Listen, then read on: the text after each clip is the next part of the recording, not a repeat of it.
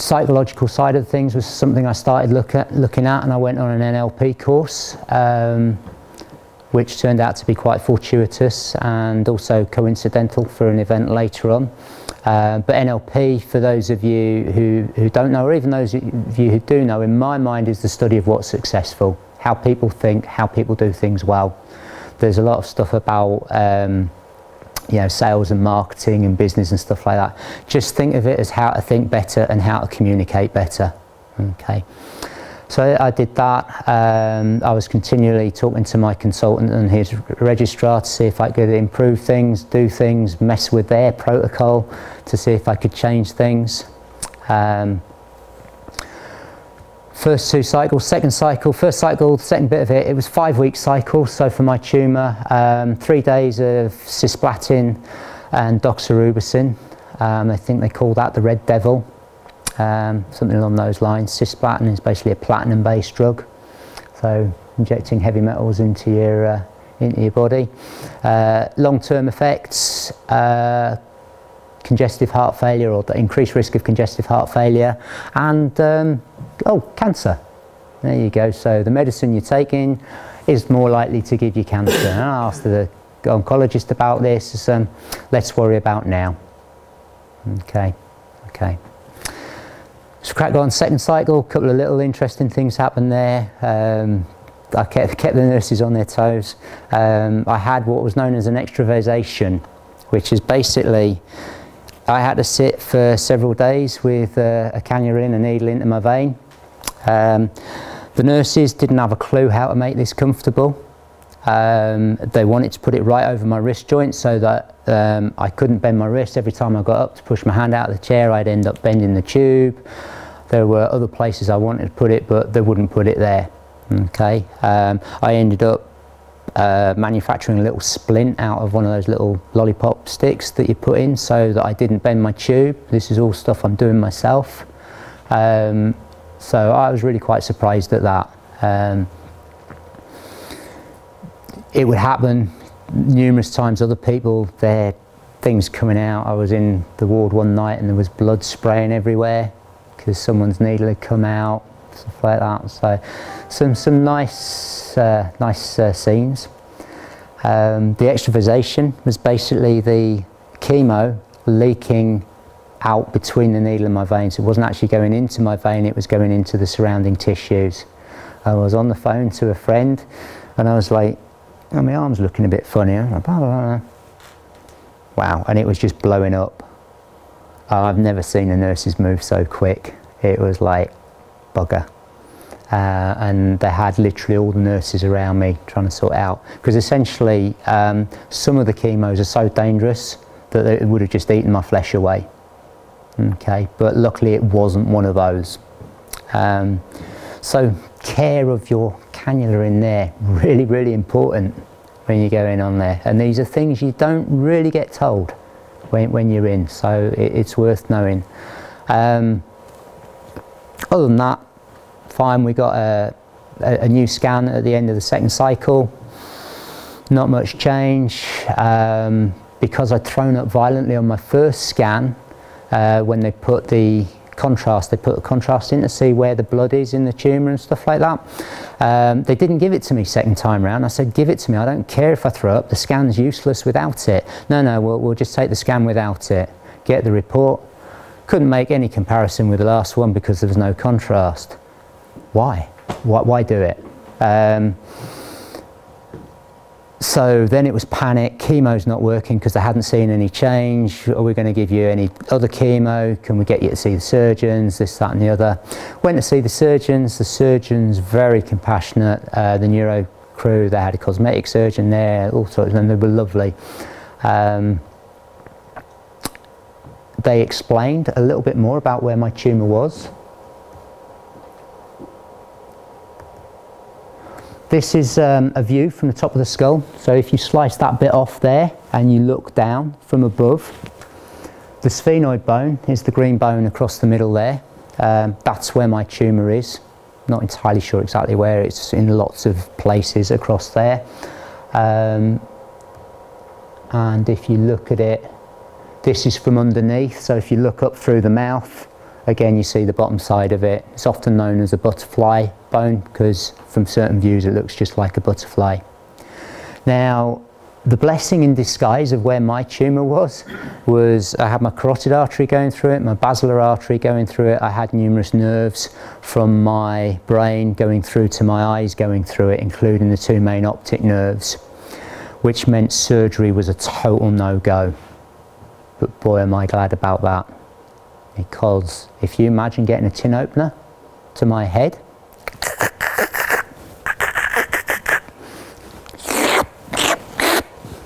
that's how they would have had to deal with it. So I'm pretty glad that didn't happen. My oncologist has mentioned that they had someone with a very similar tumour to myself and they were able to operate. He actually, bless his cotton socks, 4.5 years down the line has said, looking at you now, I wonder whether that was the best way forward. Okay, so the thoughts of finally trying to penetrate his head. We had an interesting relationship. We get on well, but it's, you know, there's opinions don't meet in the middle. So surgery was a no-go. We saw something on telly about surgery up through the nose, and because we didn't have a clear understanding where the tumour was, we knew it was near the pituitary gland, and they talked about being able to go up through the nose.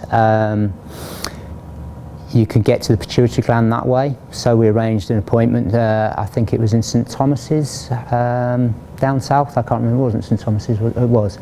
Went all the way down there, basically to get told no surgery. What your doctors are telling you is fine.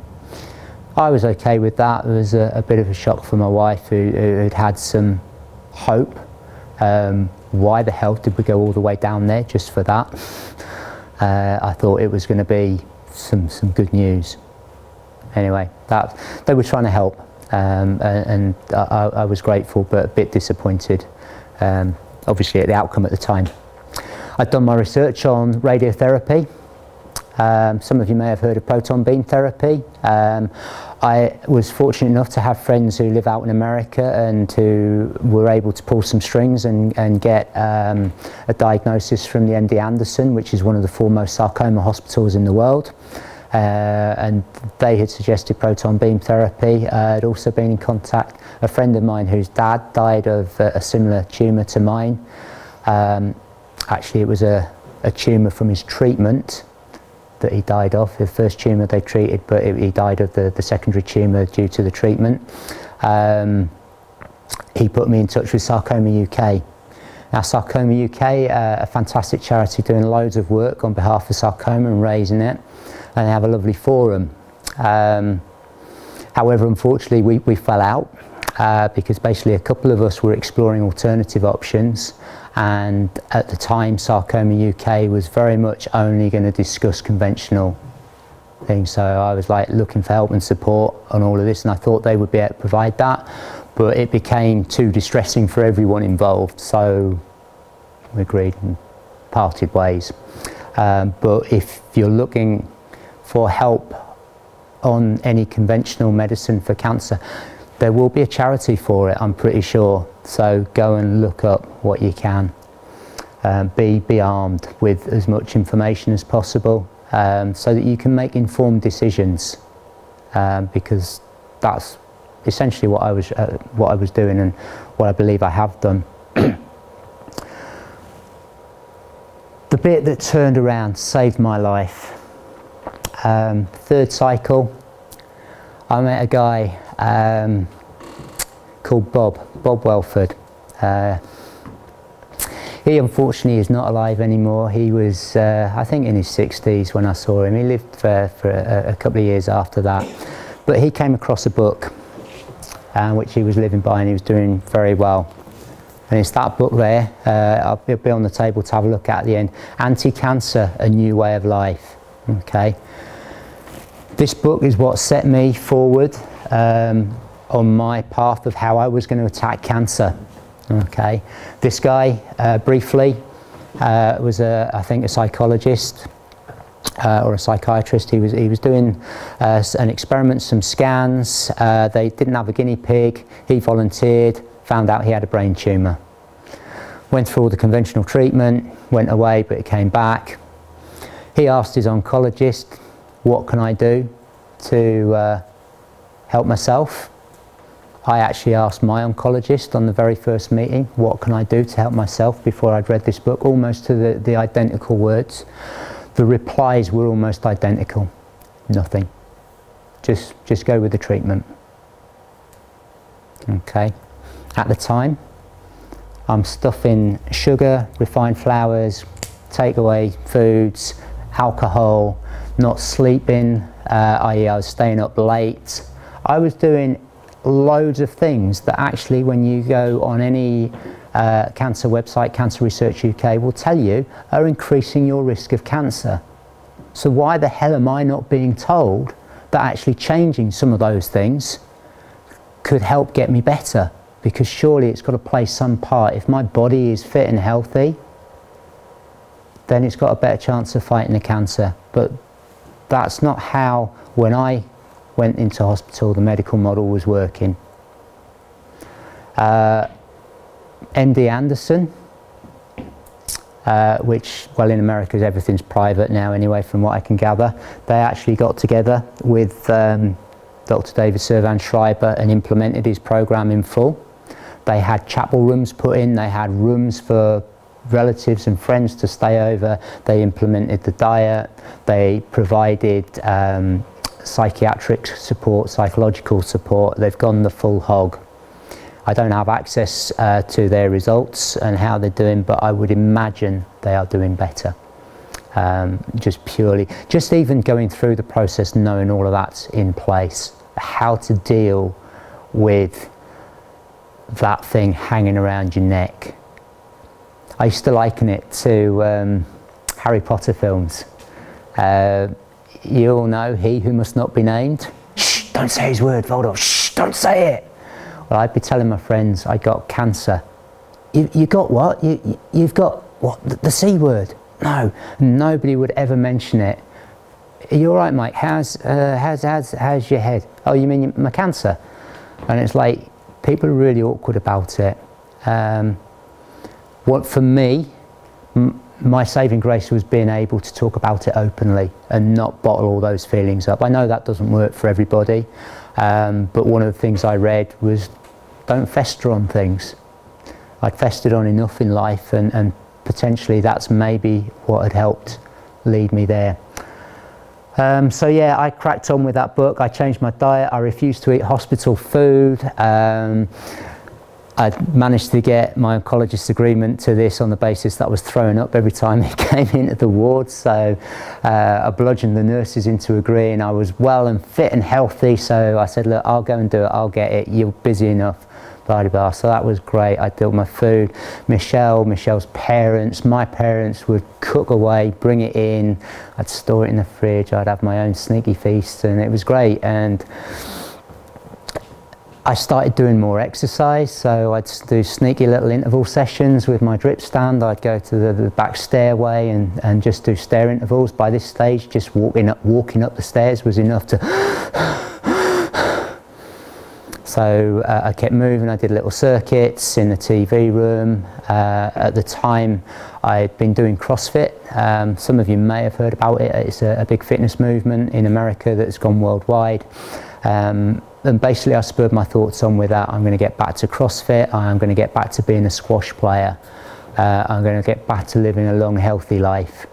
And that's what I did. I thought all of that. I had my food, took everything in control. Good news was, next scan after the 4th cycle had shown some improvement in terms of the density of the tumour, but in the actual, they thought there'd been some death within it, but the actual size hadn't changed. So not good news there. During this time, my search for radiotherapy, proton beam therapy, I'll be as quick as I can here. Basically, that's only funded for special cancers. I don't believe we have proper facilities here in this country yet. There are some in Europe and there's some in America. The reason it's really good is because it's really incredibly accurate. And with tumours, you may know that radiotherapy is dangerous to healthy tissue as well as the tumorous tissue. So you want to get as little of the healthy tissue as possible. With proton beam therapy, you come to the edge of this table and it would maybe go 1 millimetre over, whereas with the next best it may be 2 or 3 millimetres over. So quite a big difference there.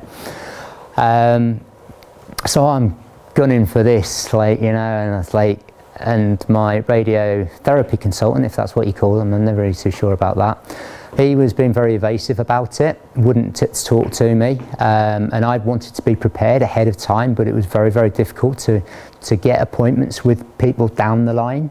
Now, I understand I might be unusual in wanting to plan all of that ahead, and maybe not other patients are like that, but I was, and there wasn't the facility for that to happen.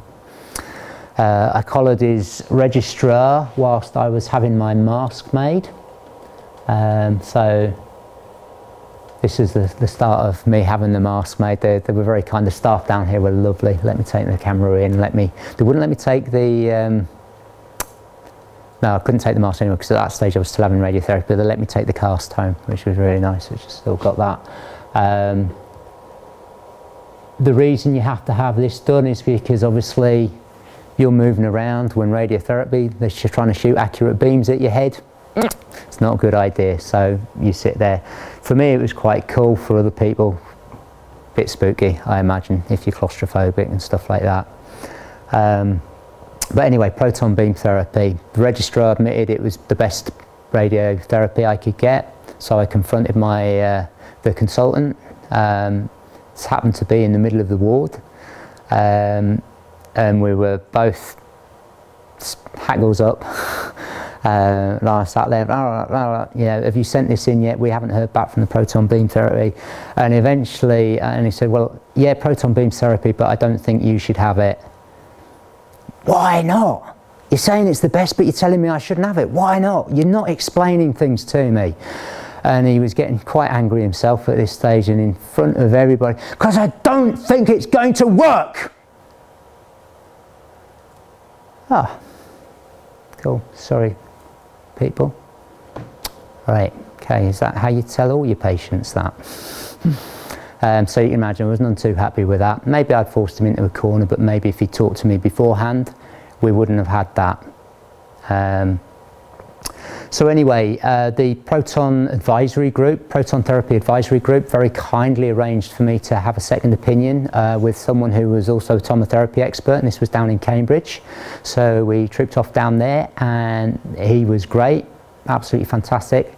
And by the end of it, I was convinced that actually the tomotherapy was a better radiotherapy for me, basically because my tumour didn't have defined edges. So having accuracy, it was like fuzzy at the edge, a bit like cotton wool, as opposed to the paper edge. So they're going to have to go way past anyway to make sure they got it all. And the tomotherapy was actually going to be better for that than the proton beam therapy. I'd be able to stay in this country. Job's a good one. Chemotherapy finishes. I get a blood transfusion. Boy, does that stuff work. I'd been going... Sue Gardner, who runs the gym in Brighton, Try It Gym, a couple of you may know her, she'd been letting me come in and train during my chemo sessions, and I would get on the life cycle and I would manage level 1 out of 20 for maybe 10 minutes. I had a little circuit I would do, 10 bodyweight squats, 10 press-ups, 10 sit-ups, nothing too strenuous. I had to take a couple of minute rest after each set of 10. Took this blood transfusion, well, hey, 30 minutes at level 3, did my 3 sets straight through. Oh, now I know why you do it, Lance. It's like it works. And I found this out halfway through, and I had a sneaky word with my registrar, and I said, any chance of a blood transfusion when I finish this, because I don't want to spend months like getting back to fitness. And whether he took that on board or not, I doubt it. I think it was probably because I did actually need it. I got one anyway, which was a help, because it meant I could walk all the way up the stairs without stopping for a breather. The radiotherapy meeting. So this is where I parted paths with conventional medicine. For those of you who know anything about radiotherapy, it was like they were looking to give me 60 plus grays of radiotherapy over 30 sessions, but my optical nerve could take 54 at a maximum, but there was still a risk there of it being permanently damaged. So the question was, with the tomotherapy, they could actually go round the optic nerve and shape it. Fantastic technology that they could do this and give that plus a little bit 54 and the rest of the tumour 60. The question for me was, if I did that, part of the tumour is not getting the maximum dose they can give it, okay, but if I go greater, I'm increasing the likelihood of blindness. Okay, so what kind of blindness are we talking about? Partial vision, whatever? No, total. Because basically my optical chiasm, the crossover of the optic nerves, was smack bang in the middle of the tumour. Okay, cool. This is like a week before my treatment is due to start that I'm getting this information. Okay, so looking back on it, I was under tremendous pressure there to sign this stuff, and I'm finding out, you know, essentially in my head, you know, information that is impacting the rest of my life. Now it turns out my consultant didn't actually think I had that much life left anyway, but even so, it was like this was massive. Also, something I've been told by the doctor in Cambridge, but not the one here, was that my pituitary gland would be totally destroyed because it's basically sitting right on top of the tumour. Okay, pituitary gland, for those of you who don't know, is the master control gland for all the hormones in the body. Okay, so some of you may be on hormone treatment like thyroxine or something like that. You will know what the effects of just being on one hormone will be like. Imagine being on all of them every day for the rest of your life, taking a set of pills. Oh, it's fine, we've got the endocrinologist there, he's ready, he'll be fine. We do this all the time, it's not a problem. I had a good friend who emigrated to Australia. He was on thyroxine for a couple of years and he was up and down. His weight was there. His mood was up, down, up, down. It wasn't a walk in the park. So that scared the living daylights out of me. The blindness, I thought, I was quite blasé about it to start off with. I got back to the gym. We'd obviously had a chat through with this. At this stage I didn't realise that Michelle was rightly terrified about the whole thing. I got back and I was telling Colin Gardner, who is co-partner of the gym, so he's a cyclist. I said, oh, we'll be doing duathlon tandem rides together. You can be my seeing partner and we'll get in the Olympics. So I was like really living it up, and I'm thinking, yeah, I'm going to get there. A sudden thought sprung in my head there. I've actually seen disabled athletes, so the Paralympians train. There was no way I would have ever made the Olympic squad. They work far too hard physically, far too hard. They're extremely talented as well. But it was a nice idea at the time. It all kicked home on Monday morning. Michelle had gone to work and it was the first time I was on my own since I'd signed the papers for the treatment, and I'm sat there and I went to the shops and I got about 10 yards down the shops and I started thinking, I'm not going to be able to do this that easy if I'm blind. Okay, guide dog, yeah, cool, stick. Will I be able to drive? Don't think so.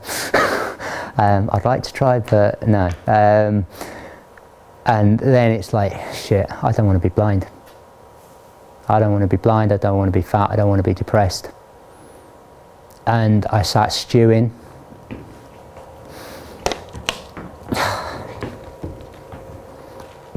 And stewing and stewing. Tuesday I stewed some more. On actually another lifesaver, unfortunately I can't remember his name, but it was another guy who had died whilst I was in hospital. You get to meet a lot of people who die when you're on a cancer ward. He told us about Northumberland Cancer Support Group, and they basically, you can go and see them. They've got alternative therapies going on, they've got people you can talk to, they've got literature. Go and see them. Tuesday, I finally remembered this lot, and they had a meeting that night. Michelle, get home, I need you to drive me to the hospital. And Michelle, as she did for everything, was straight there, drove me there. These guys were fantastic. Northumberland Cancer Support Group, I spent my first year after this raising money for them. They were absolutely awesome. I sat down, immediately knew I was a new person. Right, okay, the alternative therapies here today are this, this and this, and Andy's here doing EFT. Mike, you need to go and see Andy. No, someone else go. No, you're new here today, you need to go and see him. Maybe she could tell by my demeanour, the cold sweat on my face, the cold clammy handshake, the tenseness that you know, I wasn't on top form there. EFT, for those who haven't heard it, emotional freedom technique. Kooky as hell. Tap, tap, tap, tap, tap, tap, tap, tap, tap, tap. I'm not a bad person, I'm not a bad person. Tap, tap, tap, tap, tap, tap. But I'll tell you what, I'm a convert. This guy sat me there for an hour. The coincidence was he had been one of my NLP instructors as well. Okay, so I'd seen him before and I'd seen him do this at EFT, and I thought, not going there. Anyway, at this stage I'm willing to try anything. And he basically said, what's the problem? And he went through this process, and it's a fantastic process. He's very good at what he does, and he did a lot of free work for cancer people there, and he was actually trying to get this authorised for use as an alternative therapy alongside others that are currently used. And an hour later I came out and I knew exactly what I was going to do. I was as calm as I'd been throughout the whole process. Now some people say about the EFT that it's, oh well, you were just maybe distracted or whatever. Yeah, maybe I was, but I tell you what, I've never been that calm, not in the face of that type of pressure and the decision I was making. Okay, and I made the best decision I could, and I'm really pleased with that decision that I made. And that decision was to phone the hospital up and say I wasn't going to have the radiotherapy. Okay, I went in to see Dr. Kelly, and he said, why aren't you having it? I said, two things: blindness, pituitary gland. You're going to knack me. I've done some research into alternative therapies. I'm going to take my chances. He says, you're wasting your time. I sort of understand why. I don't understand the pituitary gland, but yeah, I can sort of understand the blindness side of things. Such a shame, because it's a very interesting case. Best of luck. What did I decide to do? I'd done my research. My criteria were that there had to be loads of stuff about it. It had to be written up in books. It had to be on the internet. It had to be something that wasn't stupidly expensive or really wacky, because I have this very strong feeling that if there's money involved, there's a conflict of interest wherever you are. And just to put this one in your heads, do you really think that any pharmaceutical country wants us to prevent cancer? Because if we do, we stop their income stream. Cancer pharmaceuticals are a multi-billion-pound industry. Okay, that is extremely powerful. People have been killed for far less. Okay, everything in this society is based on treating symptoms of problems, whether it's medical, whether it's office work-based problems, whether it's problems in the house. We create a problem, we get symptoms from it, we deal with the symptoms, it creates a revenue stream. Great, the economy goes on, or not, depending on which government you're under at the time or whatever. But essentially, we are allowing ourselves to be made sick. Okay, we don't have to go down that road. That's why I'm doing this talk and why I hope to do more. And this is the sort of stuff I help with my clients and the people who come to my classes is all aimed at prevention, because a lot of this stuff you can knock on the head before it becomes a problem. So the approach I chose was the Budwig protocol. I had been following the approach in anti-cancer. I'll just read out a quick summary of the anti-cancer approach, which served me well through chemo, and to be honest, I felt better. I think after the third cycle, obviously I'd had problems with the chemo, but eating my own food was heaven, having that brought in. I'm not sure how well kitted out the hospitals would be if everyone decided to do that, but if you're ever in that situation, it's worth thinking about, because hospital food is atrocious. There's no nutritional value in it, and they'll fill you chock full of sugar, which, as you'll find out in a bit, is one of the things we need to have less of. Anti-cancer, a new way to fill your plate: at least 50% vegetables. Fruits, vegetables, vegetable proteins, e.g. lentils, peas and beans. 10 to 15% whole grains, rice, quinoa, bulgur wheat, etc. Healthy fats: olive oil, organic grass-fed butter, flax, herbs and spices. Optional: organic meat, wild fish, organic eggs, organic dairy products. So that's dietary stuff.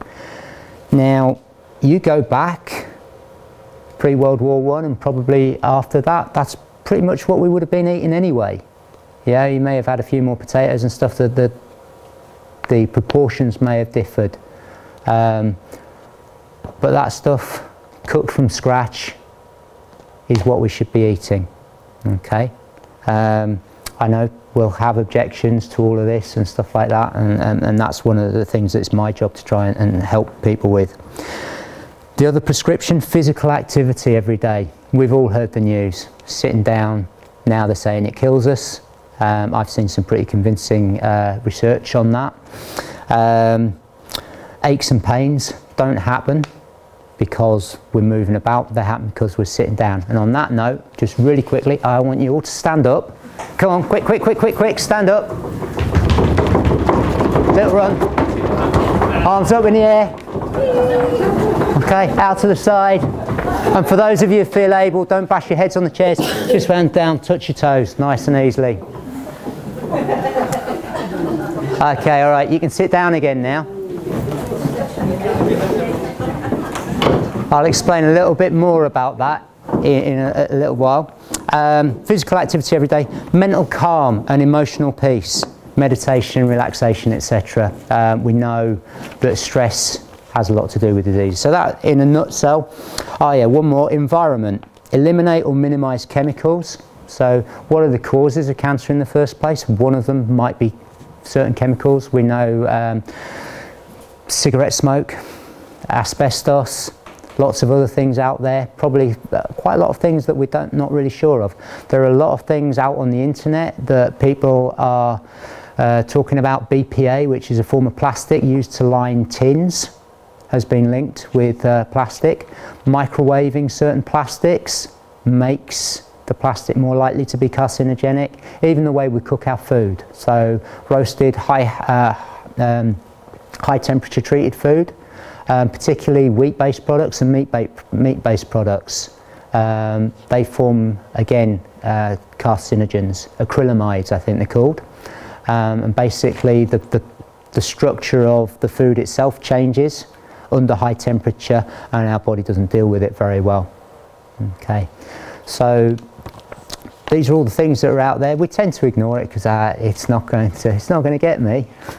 I just realised how stupid I was when I sort of like looked at the statistics. At the moment, 1 in 3 people gets cancer. For blokes, it's closer to 1 in 2, and in our lifetime, they think it's going to be 1 in 2. I'm not going to get it. It's a toss of a coin. Okay. 2 of my mates, when we first got it, said to me, no disrespect, but we're hoping you're our 1 in 3. I said to them, I'm hoping that you are my 3. So that was the anti-cancer way of life. The protocol I decided to choose, Budwig protocol. Joanna Budwig was a scientist who worked for the German government in the 1950s. Okay, 1950. Just want you to remember that. Okay. Diet, pretty similar to what they're saying in the anti-cancer, with specific restrictions and additions. Organic vegetarian fruit and whole grain diet. No processed oils. That was a big thing. No processed oils. What does she mean by that? Vegetable oils, essentially. Margarines. Okay. They are processed in such a way that changes their structure, that makes them toxic to us. Dump them. Do not go anywhere near them. Spreadable butters have hydrogenated vegetable oils in them. Dump them. Get rid of them.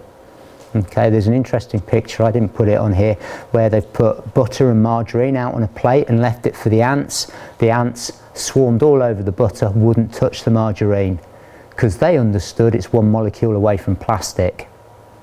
Okay. Trans fats, you'll have heard of trans fats. That's basically what these margarines and highly processed vegetable oils are full of. Marks and Spencer took trans fats out of their food maybe 3 years ago, I think, out of all of their food. Joanna Budwig was saying this in 1950. Okay. The companies, the big food companies doing this stuff tried to take her to court because she was saying this stuff was causing cancer.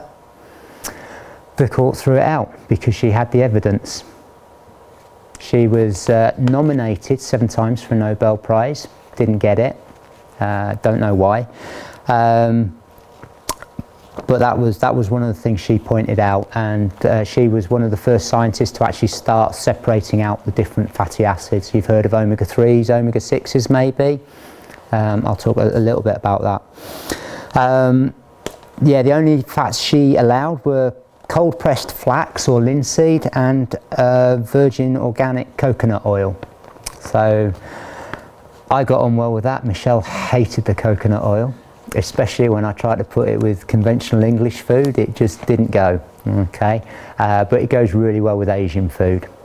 Okay, the other mainstay from the dietary point of view was cottage cheese or quark, which is a German cream cheese, blended with flax oil every day, and then you make a sort of either a sweet dessert type thing out of it, or a yogurt by adding raw honey, fruits, nuts, seed and ground flaxseed, or you can make savoury stuff. And I've actually got the books. Yeah, if people want to have a look at that afterwards, there's actually a recipe book in there showing some of that stuff in there. It sounds absolutely horrendous, but once you get used to it, it's actually quite nice, and we sort of look forward to it with our meals. So that's the food side, so not massively different. Regular sunshine. In her protocol, 40 minutes a day of sunshine. Bear in mind she was in Germany. For me, that's probably more, because I come, my ancestry is Indian as well as German. And you can tell I've got a bit of a suntan. I don't get as much sun. I don't get as much vitamin D production because of my skin. From an evolutionary point of view, the further away we travelled from the hemisphere, the paler we got, so that we could manufacture vitamin D from the sun's rays. Why do we get skin cancer? Well, you dump a bunch of English people in Australia where the indigenous population is black. There's your answer. If you let yourself get burnt, again, you're asking for long-term damage. So it needs a bit of sense and control. But rickets is now a big problem for the Asian community in this country because they stayed covered up. Lack of vitamin D. Vitamin D is implicated in a whole host of other conditions as well as cancer. So if you're not getting out in the sun regularly, and well, we're in Newcastle, so that's limited at best, I would recommend a good vitamin D3 supplement. I get an organic one made from food materials from the health shop, but I can give details of that another time. So she said regular sunshine, environment, again, chemicals, toxins, electromagnetic frequencies, electromagnetic radiation. What is that? Your microwave, your phone, your base stand for the phone if you have a cordless phone, your Wi-Fi. Okay, we now have a society where we can't live with this, without this stuff. It's even on the buses. I have a client who took his daughter out of school because they introduced Wi-Fi. He was a skeptic at first, he did the research. I have about 60 research papers at home on this stuff. It's not good, okay, it's not good, but it's here to stay. Okay, so the best we can do is not stress over it and do what we can to avoid it. So get out for trips to the countryside when you can. Switch your Wi-Fi off at night. Switch anything else off that you're not using at night. Don't carry your phone on you. Don't let your kids carry it on their body either. Okay, a little snippet about phones. The SAR rating, which is the safety rating for mobile phones. is based on 20,000 US military adult heads. Okay, the SAR rating is about the heating effect of mobile phones, and it's been tested on an adult head, which has a thicker skull than children do. Okay, many children have brain cancers. I don't think there is actual evidence to suggest it is the phones at the moment, or proving that it's the phones, but it's something. Okay, there is a danger to these phones. The only thing that's been tested is the heating effect. Okay, when you put a phone on, put it on a pillow next to someone and stick them in a functional MRI scanner, this can give you a real-time view of what's going on in the brain. With the phone switched off, you'll see certain aspects of the brain lighting up. Take them out, switch the phone back on, put them back in, you'll see a whole host of other areas lighting up because that phone has been switched on. Okay, make of that what you will, but I would say minimise your mobile phone usage where you can. Okay, switch to wireless. I've totally got rid of my Wi-Fi now, and I use wired cables through the plug sockets. I can switch the Wi-Fi on when I need it to through my router homepage. This may be gobbledygook for you somewhere, but if people want to find out about that, they can email me and I'll put out a little instruction pamphlet. Switch it off at night. You don't need it. Okay, it's just messing with your head, literally.